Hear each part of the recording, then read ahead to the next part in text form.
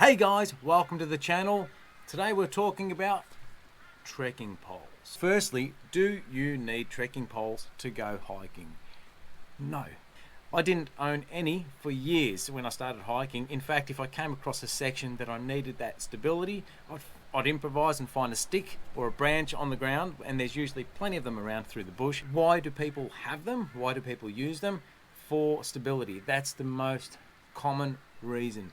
When you're crossing creeks, if you're on a slippery surface, uneven ground, rutted tracks with exposed roots, steep terrain, basically having those extra 2 points of contact make a massive difference. People also have them for extra support if they have injuries or bad knees, if they're carrying a heavy load in their backpack. Just having the arms as well in play, giving you that extra support, as well as helping you pull yourself up sections with not only your legs but using your arms as well.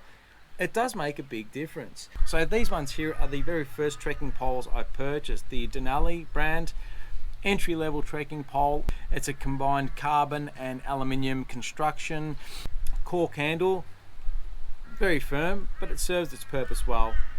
Wrist strap, put your wrist through. Some people go through the top, others go through the bottom and then grip onto the handle. I don't think there's a right or wrong. It serves the same purpose, which is to catch your trekking pole if you drop it while you're hiking.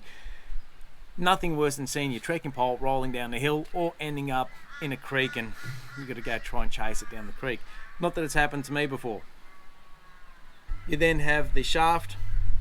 This one's got a built-in anti-shock system. Locking system, there's a few different types. This one is the twist and lock, so you loosen it up, extend the pole to the height you'd like, and this one has got the measurements there, which is super handy, especially if you need a certain height to dial it in at every single time.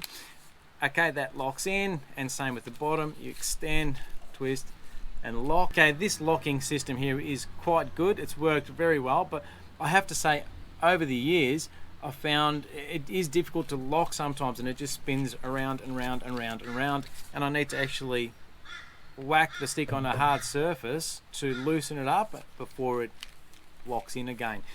Now that's all cool, but you always want to make sure, see it's doing it now. Now here we go, got it.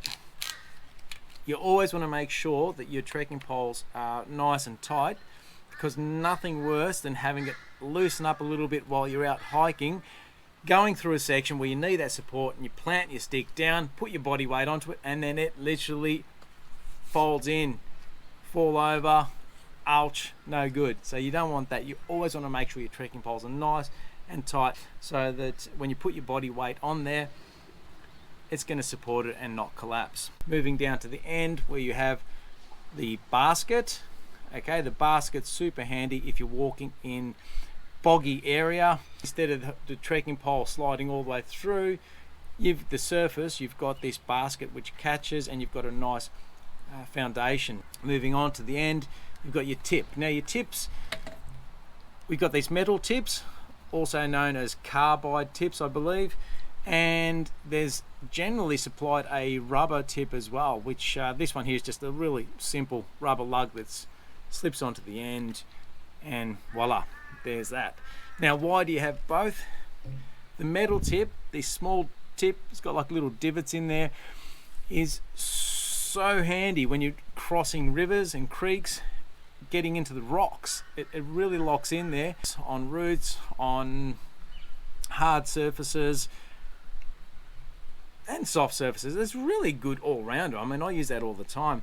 The rubber tips are good if you're walking on asphalt, concrete, a hard surface, but I just find that'd be very slippery. Not that I've ever tried this on rocks or anything, or in creeks, because the steel one has always been really good for me. I also purchased a second pair of these a few years after purchasing the first one. Exactly the same setup, apart from the locking system, because I was having difficulty in locking the twisting one over time. This one here is basically the clip and adjust, and then clip and lock. So it's exactly the same trekking pole, same brand, same anti-shock system, just a different locking system. And this one here is my preferred one. I like this as well because you can adjust the tension of the locking system, tighten it, loosen it. If it's too loose though, you do run the risk of it collapsing, so you always want to make sure it's nice and tight. Now these ones here have got a combined weight of about 615 grams. They've been really good, great entry level, and do the same job as even the most expensive ones you find out there on the market. I did upgrade to these ones here. These are a recent purchase. All the gear that I show you I've purchased myself. I'm not sponsored by anyone or affiliated with anyone, so it's all my gear. They're the Black Diamond FLZ. Love these trekking poles. As you can see, they're in 3 sections. Why are they in 3 sections? Well, they're built that way to pack down smaller. And for people like myself who don't use the trekking poles through the whole duration of a hike, they're awesome, really good. That was the main reason I purchased these. A, they're lighter, and B, they pack down so much smaller. Why don't I use trekking poles the whole way through a hike? Because I like to have my hands free. I like to check my GPS, I like to take photos, and I just like to have nothing in my hand at times, just walking around and just chilling out and enjoying my hands free and light. When do I pull out the trekking poles? As soon as I come across a creek, if the surface, like I said earlier, if I'm on slippery ground or a slippery surface, or I've got loose soil or a steep incline with rutted sections and exposed roots, then I simply pull out these trekking poles that pack down so nicely, keep them on the side of my backpack, pull them out. I mean, look at the difference in size. Pack down, pack down, B. It's literally, I don't know if you can see that, it's literally half the size. Like, that's a huge difference. The Black Diamond here, these weigh, they've got a combined weight of about 400 and, I did have it written down, 445 grams opposed to 615 grams, which is a big difference if you're trying to shed weight. Now, I'm not an ultra light hiker, but I am becoming more and more inclined to go lighter for many reasons, and we'll get onto that with another video. The locking system here is different again. So tri-folding, which basically means you've got the pole in 3 sections. It then slides into each section and you pull here until it locks and it's all locked in place. You've also got a further adjustment here with the lock, the clip, extend again with measurements marked out, and lock to the height of your preference or choice. These come in 3 different sizes: the smaller, medium and large. This is the medium one. Speaking of adjustments, people say that the trekking pole should be at 90, or your arm should be at 90 degrees when you're holding it. I think it's just a personal preference, whatever works best for you. These here are a light construction. There's a foam grip, which is really nice in wicking the sweat away. Nylon strap, just as the other one here. Moving down to the end, you've got a smaller basket, but it still serves the same purpose, and the carbide tip. Well, this one here came with 2 different tips. I've got the firm rubber tip there, I don't know if you can see that, firm rubber tip.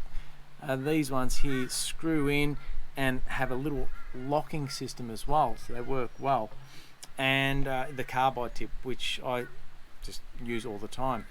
Super light construction, aluminium, but there is a trade-off. They are a lot lighter and they pack down a lot smaller, but they're a lot more expensive. Something like this will retail anywhere from $210 to $250, whereas the Denali you can probably pick up for $70 or $75. So there is a trade-off, but for me, they're worth their weight in gold. Do I use my trekking poles all the time? No, I bring them with me all the time, but I don't use them all the time. And I only pull these out if I need them to give me that extra stability, crossing a creek, or for all the reasons I mentioned earlier. The other reason I use trekking poles is I have a trekking pole tent. So without them, it makes it a little bit difficult to set up my tent. Well, back to the start, do you need to have trekking poles? No. Are they handy? Yes, definitely, I believe they are. But there's no right or wrong. It's just about getting out there and enjoying the outdoors. I hope you enjoyed the video, guys. If you did, please give us a big thumbs up, like and subscribe. Now, if I've missed something that you think's important and that could add to this video, please add a comment below. Thanks for watching. Happy hiking.